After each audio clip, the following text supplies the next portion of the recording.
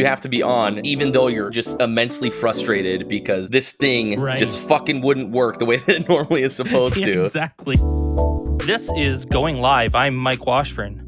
As always, be sure to visit me when I go live myself on Twitch at twitch.tv/Mr. Washburn. We can chat about this interview or any other and who you might want to hear from on the podcast next.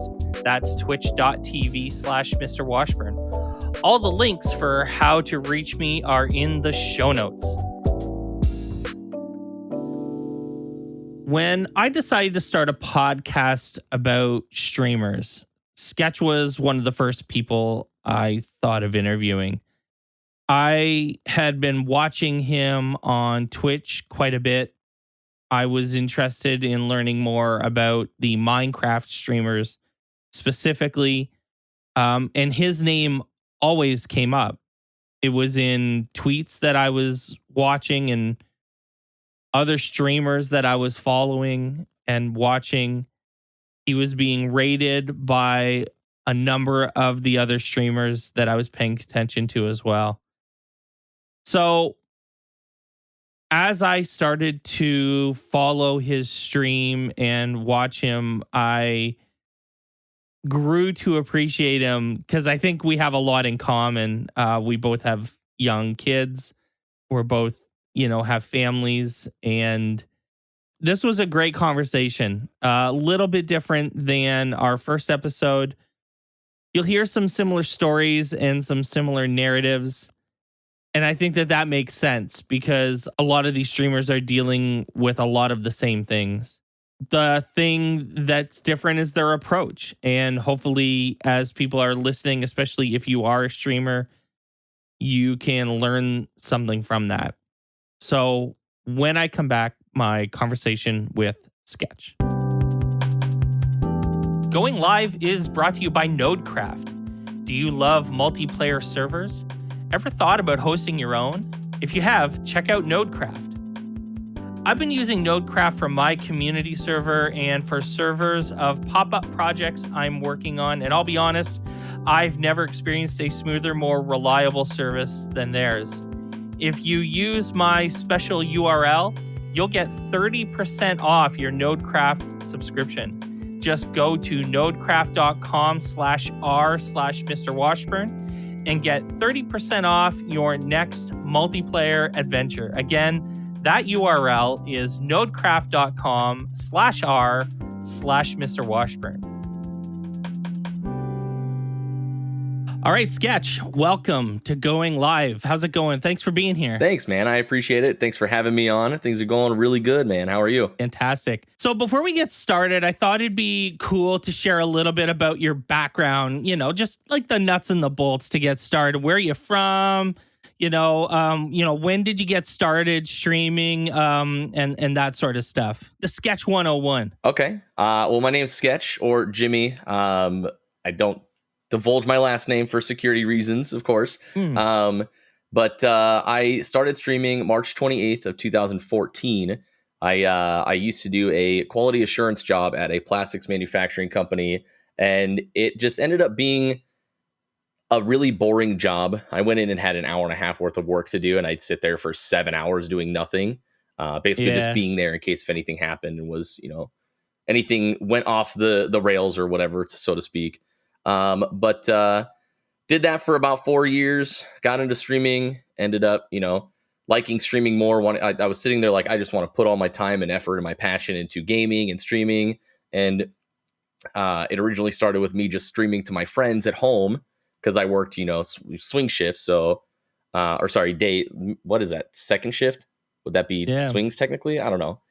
It's not nights. I'd be working from 2:30 to 11. So my friends would be at home playing games and they'd be like, oh, I want to, watch what you're doing afterwards or whatever.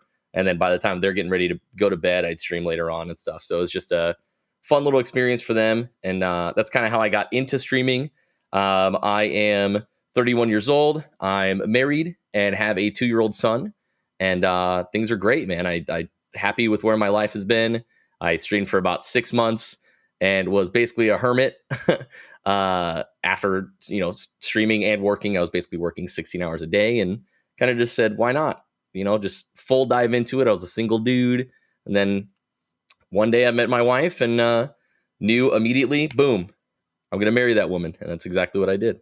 I mean, not to stereotype, but I mean, working at a plastics factory isn't usually what people would consider the most rewarding job in the world.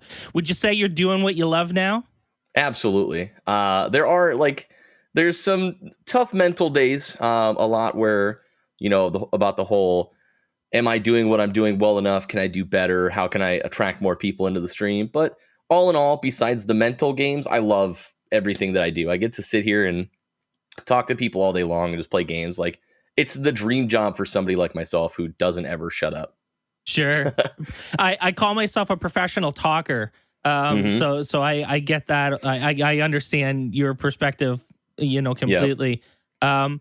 So you mentioned your family, and I kind of wanted to talk about this because this is also something I can relate to, and that's juggling. I have two boys, 4 and 12. You have a little boy, quite a bit younger. Tell us a little bit about juggling kind of like the family life, and you have a working, spouse, I believe as well. Yep. Talk about juggling that because, especially when your job, is playing games. And I imagine your spouse doesn't see it like that. Like your grandparents probably see it like that. Like mine probably do, but your spouse sees it as your job. But like talk a little bit about juggling all of that. So during the week, thankfully, my wife, her and I made an arrangement early on. She has her degree in hospitality, restaurant, and tourism management. So if she needed a job, say if my streaming career flopped out or whatever, that she could fall back onto and we'd still be fine, thankfully. But, she went from that and she was like, you know what, being a brand new mom and working, 11 a.m. to 11 p.m. just was not good for a brand new parent or a toddler even. So she said, you know what, I gotta kind of head out of here. And obviously it was good because with COVID that happened, everything kind of went to the wayside with people traveling. And even her boss, that she was she would follow him to every job because she loved working with him. And he would get to this new place and offer, hey, what can I do to make you go with me? And they would arrange for that and stuff. And, but it just ended up being better that she left that field because obviously now it's kind of bottomed out with not very many people traveling and, hotels just aren't doing well right now. Yeah. So she ended up going into the medical field. So she is a receptionist for the Children's Hospital where I live. And, cool. She loves every bit of it. She has fun. She learns a lot about the differences of kids and adult sicknesses and what to watch for when our kid may get sick and know exactly what it is without even having to contact the doctor and say, do we need to go to the hospital? Helpful as a new parent, right? Yeah, it's really helpful for base knowledge. Yeah. Because I remember like when my first kid, every little thing your kid gets and you're like, what's going on? Right. They eat something. You're like, oh God, do we need to stop and like run to the hospital or whatever? Like, oh, they ate, a piece of plastic or something. Is it going to process fine? We'll wait for 2 days, and see how it goes. But, so thankfully she works at home right now. So we do get to have the opportunity to like have lunch together every day and stuff like that. Oh, but that's nice. During the morning, like, she'll go to work and then I'll wake up with my son and watch him throughout the day. I usually try to nap when he does. So that way I can get some kind of rest because I usually don't go to bed till 3 or 4 in the morning because I'm irresponsible and that's fine, whatever. But yeah, like she'll get off work at 5 and we'll have dinner together. And, but that's kind of the biggest reason why I start 6:30 to 7 o'clock every night, my time. Is so that way I can have dinner with them, spend an hour or two with them. And then we basically, hopefully we kind of make it to where we're not just passing ships and like, high-fiving and walking away with the kid and stuff like that. We're hey, here's dinner time. So we can talk about her day. We can talk about my day. We can figure out what's going on in our lives and plan for the rest of the week and stuff like that. And then weekends are really good. But back to what I was saying, Wednesdays, she works 4 days a week because it just makes it easier for us in the long run, for her to work for 4 days a week. So that way we can have Wednesdays. She can have a day off to spend with our son during the week and just have like a her and him day. It allows me to, work overtime if I need to, or do whatever else I need to do to kind of catch up. But it is very, it can be daunting some days. not being able to see her for more than an hour. I don't really get time to, sit on the couch and snuggle with her and like the typical stuff that you would do when you're wanting to spend time with your wife. So Sure. it does become problematic sometimes, but we make do with it. We know that it's just a short time before, Wednesdays. If whenever my son goes to school, whenever he's at school, that Wednesday we can spend all morning together and do whatever we want as adults. Yeah. And or the weekends or whatever, whenever he goes over to his grandparents' house, because thankfully we have a very good family system here, support system. We've got like her dad and his fiance, her mom and her stepdad, both of my parents and grandparents, and everybody that are willing to, if we need a day off, we can just say, hey, who wants to watch him for a day? And they'll typically gladly take him without even, second guessing it. They're like, gimme, we want to spend some time with him. So, oh, that's awesome. You use the word overtime, and I think that's interesting. And I'm curious if you see the work that you put in as a certain, 40-hour, 50-hour, whatever it is, work week. Like, do you think about the amount of hours you're streaming? And, or if you cut a stream short, do you feel like you have to, do you compensate with a longer stream some other time because you know that a certain amount of hours equals a certain amount of income, for example? Are you doing that amount of calculus in your head about the amount of hours that you work? See, I don't think of it as a sense of how much money I can make out of it, which is a thing that you need to compensate for, and you need to, like you said, calculate in your head. But for me, it's more of how many hours I need to put into my job every week. And I guess I can't really call it overtime. When I say overtime, I just basically mean like you said, I guess would be doing a longer stream just later on in the week because I have time for it. It's not just a matter of, oh, hey, here's my normal 7 days a week, 6 hours, 7 hour streams every day. That's my 40 hours minimum, but there will be days that I go 7, 8, 9 hours. And then like hypothetically Friday nights, I stream really late and just hang out and do whatever because I don't have anything. I don't have to wake up early in the morning to watch my son. My wife can do that. And usually she's fine with that.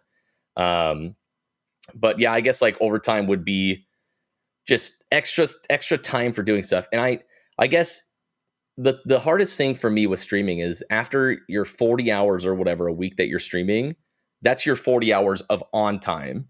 Then there's all the other stuff that comes up, social media monitoring. I got to make sure that my hardware works, my software works, everything is still working properly. I can't tell you how many days I've lost like an hour or two or more of stream time because my camera didn't work, because my USB port went out, or my cable got messed up because of something, or was just unplugged or something, and I had to like go and troubleshoot everything, which still just takes time, and it can be really, really, really frustrating.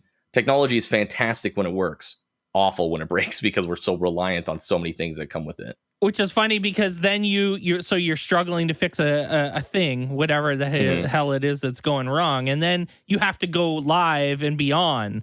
Yeah, you have to be on, even though you're just immensely frustrated because this thing just fucking wouldn't work the way that it normally is supposed to. Exactly. And it just it tears at you, man, because you're like, by the time that you go live, you're already mad, and then something could happen in your stream or whatever that honestly just like sets off even more, and then it kind of kills the vibe. And you gotta try to gain off the energy of like how chat is and how you can kind of just dismiss the problems that you had before to make things a little bit better and easier for yourself. Because, oh man, some days are awful, but some days are, amazing.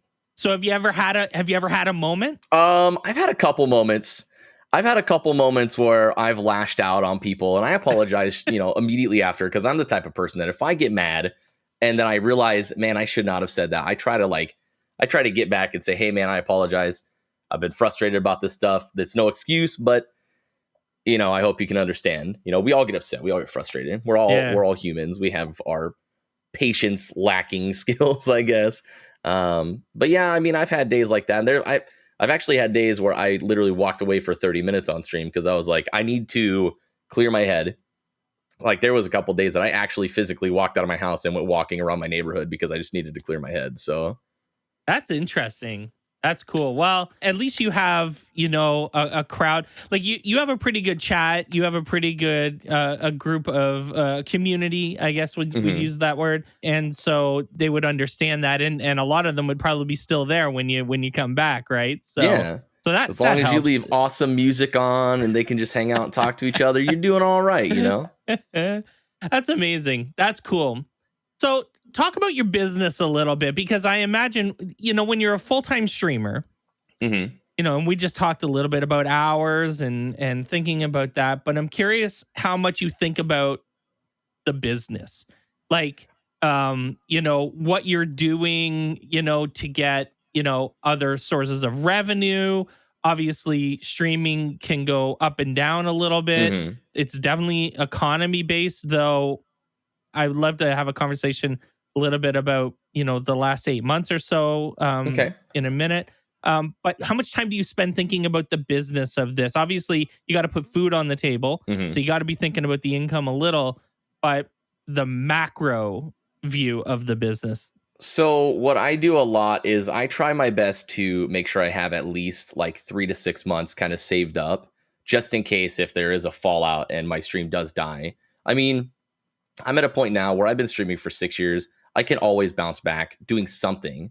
I mean, I've got a pretty solid core group of people, probably, 100 people or so that will always be there no matter what I stream. So thankfully I'll have them, there to back me up. But if I really need to, and I have to go get a job, then I will. But, knock on wood, hopefully that doesn't ever happen, because I love what I'm doing. And I don't know if I could give the passion to another job the way that I give to streaming and stuff. But a lot of it is just micromanaging and penny pinching on some stuff. Like, oh, do we need to go out to eat tonight? No, we can save $20 and just add up that or whatever. But then there's other days where I'm like, I had a really great week this week. Let's go out to dinner. And, I'll grab my wife and my kid and, we'll go out and have a steak dinner because I had a really good week.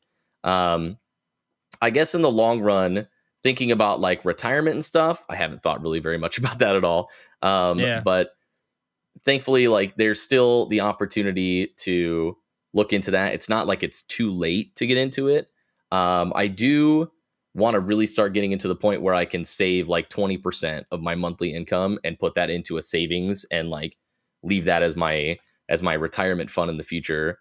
But again, it's how much of that do I have to look into saving, or how much can I actively save without dipping too much into my every month income that I need to live? Do I rather pay off bills now and then save the money that I would by, spending that money paying those bills, or do I pay those bills off now and have less debt so that way I have more monthly income? Hypothetically, if you say I give you a number like $2,000 or whatever, and my bills are $1,500, so I got $500 of play money, whether that be groceries or gas or whatever. And obviously it's a way low number, but like if you have that $500, is it better to make it to where you only have $1,200 in monthly bills that you have to pay, or is it better to keep that constant $1,500 but save the $500? At what point do you toss it up? And it's been a lot of like juggling some of the like long-term stuff. So one of the big things that my wife and I decided, especially with COVID going on, there was a freeze on the like the student loans and stuff like that. And we thought to ourselves, let's get that knocked out so that way we have one less big bill. Like it's a car payment every month. Like it was stupid. And that honestly, if we save that every month, can go straight into our savings every single month. And we've been paying a lot extra into that. And I think we're saving like 7 years of interest paying fees on it. So, I mean, it's going to end up being like saving $20,000 some dollars by paying it off by the end of the year. So, and I mean, it's almost the end of the year now. So we've got a month left, but like, it's been a lot of, again, micromanaging the small stuff and saying, okay, how can we dictate paying this much or saving this much? Where is the balance? And we like her and I have a conversation about it probably once a week, saying where do we need to invest our finances? And it's tough. No, that's good. It's good that you can at least talk about it, and you're having reasonable conversations. So let's talk about COVID a little bit, because I've experienced COVID from a content creator's perspective as as someone that runs a couple other podcasts, I've seen some of my podcasts, the numbers have increased, quite a bit. Mm-hmm. I actually saw one of my podcasts, the numbers go down quite a bit. Mm-hmm. And I feel like I can attribute those to different reasons. Mostly people aren't driving very much, and True. most people listen Very to true. podcasts when Yep. they're in their cars. Yep. I'm curious how you've seen, your stream and your numbers, and how's COVID been for you as a content creator when you're, thinking about that in the business. I think we'll get into some other things. I'm interested in some other things about this in a minute, Mhm. but I'm curious about how you've seen COVID and its impact on your stream and on your income and on your business. Okay. So at the beginning of COVID was probably some of honestly, the best months of my streaming career because a lot of people, they got furloughed and didn't have jobs, but they got their like unemployment checks with their extra benefits and whatever. So people that were living off of hypothetically $1,000 a month were, coming across $2,600 a month because they got their extra like monthly payouts or stately payouts for whatever. Some people were getting $600 extra on top of their monthly income to combat COVID. So a lot of people were like, I've got this money, I don't have a use for it. I'll give it to my favorite streamers. And I've seen it across all of my friends on Twitch and stuff like that. It was amazing to see that kind of growth. And obviously with like the launch of the verified server, when it first launched, right when COVID happened, ironically enough, we had a lot of growth because a lot of people were like cross-pollinating their streams. I was bringing mic people to other people's streams and vice versa. And it was a big growth opportunity for myself and a lot of other people, because a lot of people were like, I went from working 40, 50, 60 hours a week to now having 40, 50, 60 hours of piss away time because I have nothing to do. I don't have these obligations. So there were a lot more people watching streams. Obviously, like the movie industry has been hurting quite a bit from this too. So a lot of people went from, I have all these shows to catch up to, caught up to them, and now they're like, now there's nothing for me to watch because I'm all caught up on the produced videos and stuff. And now they're like, a lot of people are going to streams and stuff. So I noticed a big boom in numbers of, concurrent viewership and following and stuff like that during the beginning of it. But now I've noticed a lot of the exact opposite, since a lot of people are going back to work and a lot of people just don't have time for watching streams, whether they're getting ready for the holidays or whatever. Numbers have dropped substantially, and that's okay. I always know that there's the calm before the storm. Christmas break is coming up, so a lot of people are going to get a lot of time off, and numbers will shoot back up again and be back to, hopefully somewhat normal, as long as you can keep up with the path that you're on and stuff like that. But it's definitely something that at the beginning was a big boom for a lot of streamers, and then now it's kind of like the slow down dip, settle down a little bit. So sure. With my lifestyle hasn't changed like at all.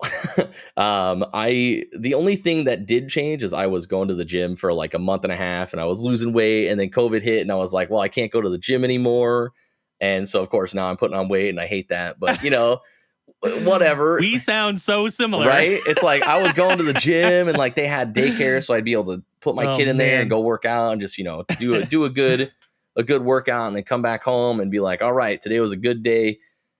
Continue on with whatever. And then now it's at the point where I'm like, I wake up and I spend a few hours with my son and then I take a nap. It's like, it's not good sleeping patterns. It's not good. I haven't been dieting well. It's like just a lot of reasons why I can't get out of the house. Kind of kills a lot of like motivation for me to want to lose weight, but I do want to lose weight. It's like the biggest thing that, ails me a lot. Is like, what can I do to lose weight? But again, when I'm at home, it's like, I could sit on the couch and watch TV, or I can go work out. I'm probably going to go sit on the couch and watch TV because I didn't get a good night's getting sleep. A lot more of your time, right? Exactly. Yeah, I get it. That's funny. And even if it's only like 20 to 30 minutes of a workout, I also don't have the means of equipment here because, my house is baby proofed. So I can't really leave a treadmill open and out in the living room with my son because he could hurt himself, or like a 10-pound weight or 20-pound weight. He lifts that up and it falls on his foot. I'm going to be rushing to the hospital. And at that point, it's like, do I even run the risk of it? Or do I just say, screw it, I'm just gonna wait till gyms open back up, you know? Yeah. You have a really cool chat. It's one of the streams I enjoy watching the most because I enjoy your chat. And you're pretty open and honest. You talk about life. Hmm. Your kid comes and sits on your lap sometimes, which is cute. Hmm. And I do that in meetings all the like I'm in meetings constantly, right? Yeah. So if one of my sons comes home or pops in the room, jump up on my lap, I'm sitting here talking about, whatever the hell I'm talking about, and Yeah. with him on my lap, it kind of opens you up a little bit Hmm. to having kind of conversations with Yep. your viewers. It's no secret that COVID has been a struggle for a lot of people. Hmm. And a lot of your viewers, I imagine, aren't experiencing, success like, you and I might be. Hmm. And I'm curious how you approach and what your thoughts are on, when someone pops into your chat and they've had a rough day, they've had a rough week, they've had a rough 8 months, because a Hmm. lot of people Yep. how are you approaching stuff like that? What do you think of that? Do you change your approach to your stream to kind of avoid those conversations, or what are you thinking? What does your thinking go when it comes to those types of kind of hard conversations with people who feel like they have a connection to you a little bit? A lot of it ends up being where can I relate to them at? A lot of people are struggling because they went from dating a bunch prior to COVID to being alone the last 8 months, and that's been a really big topic. Is that people just are unhappy that they can't find somebody to spend time with. I mean, they have all this time, they just don't have anybody to spend time with. Um, and I try my best to try to give them the silver lining that there are going to be times that are better and worse. And I mentioned this to somebody ironically at the post office yesterday. That I was, even though things have been rough right now and people haven't been able to go out and like get to know each other, a lot of people are getting to know themselves. Things that make them happy, things that they need to, better for themselves. A lot of people are taking a lot more time to cook at home. I know so many people that have learned how to cook for the first time ever in their lives Yeah. because they're forced Bread to was stay a at thing. home. Yeah. They're like, wait, I have an oven at home. I can actually use it.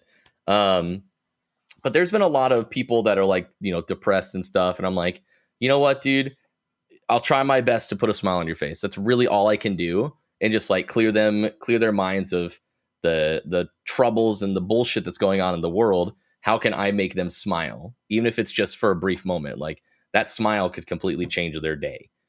So I try to focus a lot on not necessarily like the positivity only type of stream, but I do focus a lot on the positivity. If I do see people that are starting to become, negative or whatever, or start fighting amongst themselves, they'll be like, stop, just chill for a minute.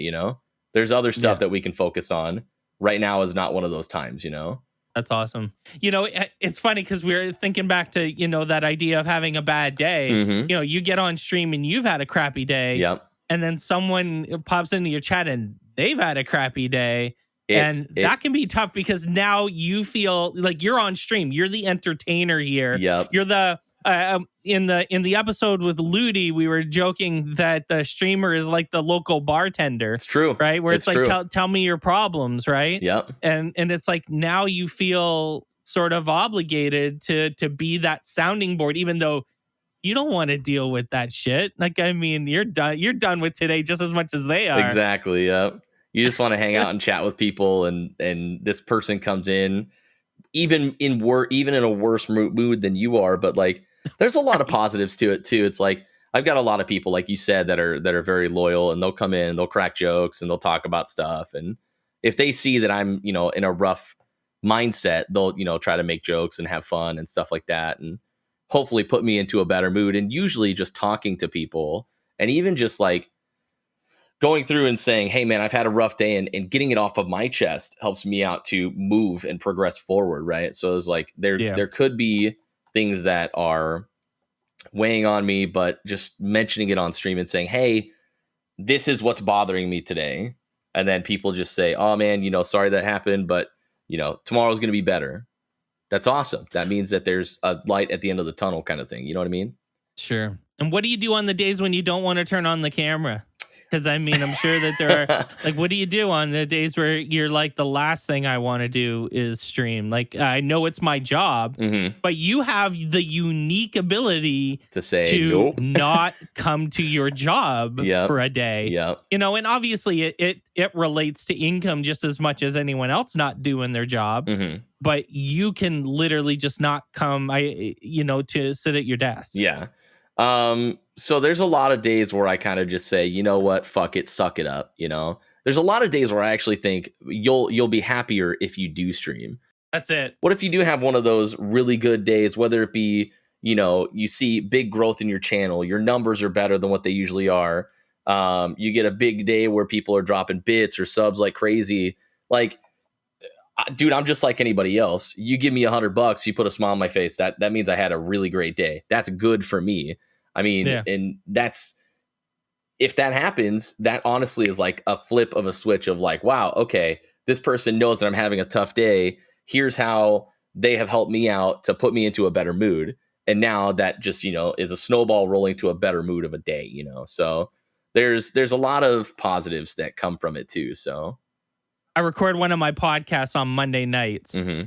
And it's like the last thing some days that I want to do is work on a Monday night after dinner. And it's like, you put the kid to bed, the one kid to bed, and it's like, now I have to go and talk for 2 hours and be entertaining. And it's like, oh my God. At that point, you just want to sit on the couch. Right.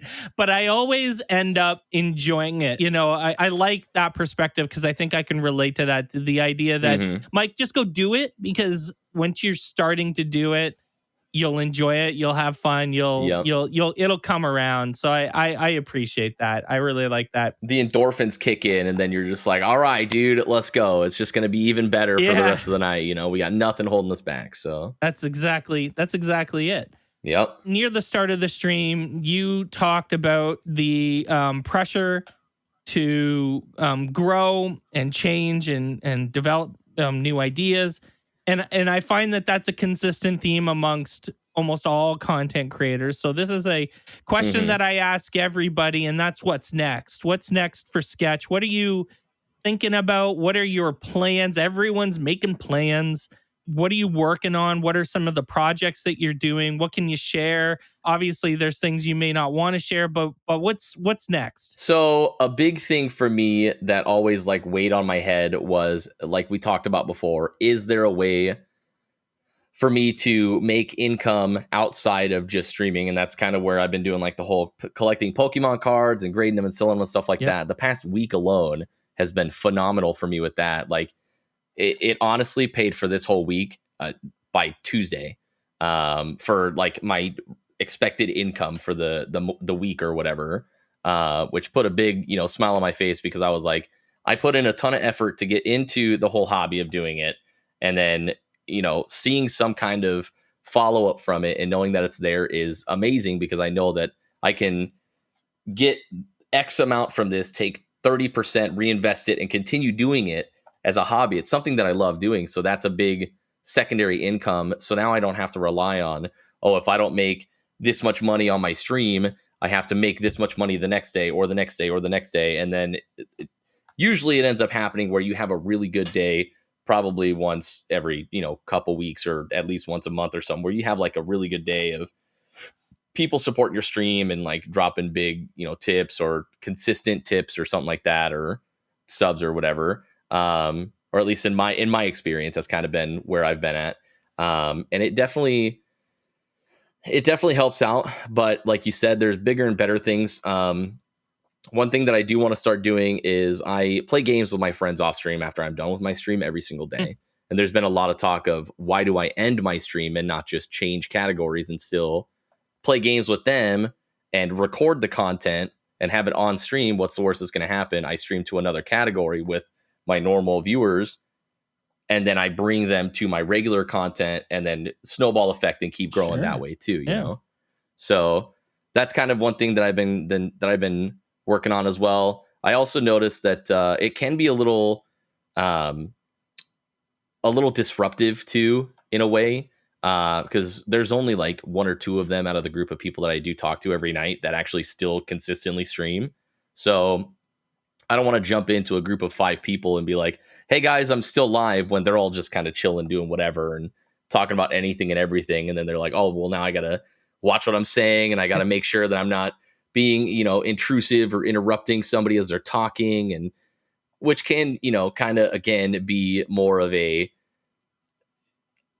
interruption, and I don't want to be that interruption or that like stick in the mud for them. So how can I make sure that that is okay with them and also maintain my growth of my channel as well? Do I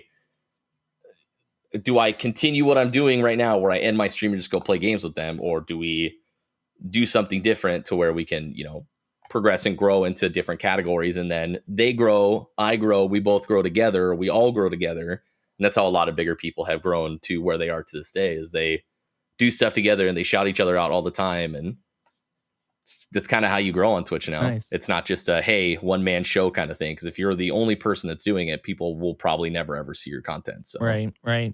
Awesome. So how can people connect with you? Where can they watch you? Lead us in the directions where people listening can find you. So I always stream on twitch.tv/sketch, SKETCH. Twitter is at OISketchIO. I'm sure you've seen it in the video back here, if that's actually going to be in a video. It is. But it's been up there. Obviously, it's backwards because of the camera. But at OISketchIO on all my social medias. So Twitter, Instagram, TikTok, all of that stuff is all right there. And then again, twitch.tv/sketch. Awesome. Sketch, thanks so much. Yo, appreciate you, Mike. Thanks for having me on, man. It was a pleasure. Thanks for listening to Going Live. My name is Mike Washburn. You can catch me Tuesdays, Thursdays, Saturdays, and Sundays streaming live at twitch.tv/Mr. Washburn. It would be amazing to see you in my stream. We can chat games, technology, and talk about the podcast and guests. Again, that's twitch.tv/Mr. Washburn. I really hope to see you there. If you want to get in touch with me, check out the website at goinglivepodcast.com. You can connect with me on Twitter at Mr. Washburn or on Instagram at Mr. Washburn Twitch. I'd love to know who you think we should talk to next. If you're enjoying the show and think others would too, I'd be thrilled if you shared it with them. Please leave me a rating or review in Apple Podcasts or Google Podcasts. When you leave a rating, it gives our rankings a boost, and this helps others to discover the show. Thanks as always for listening. Stay awesome, and we'll see you soon.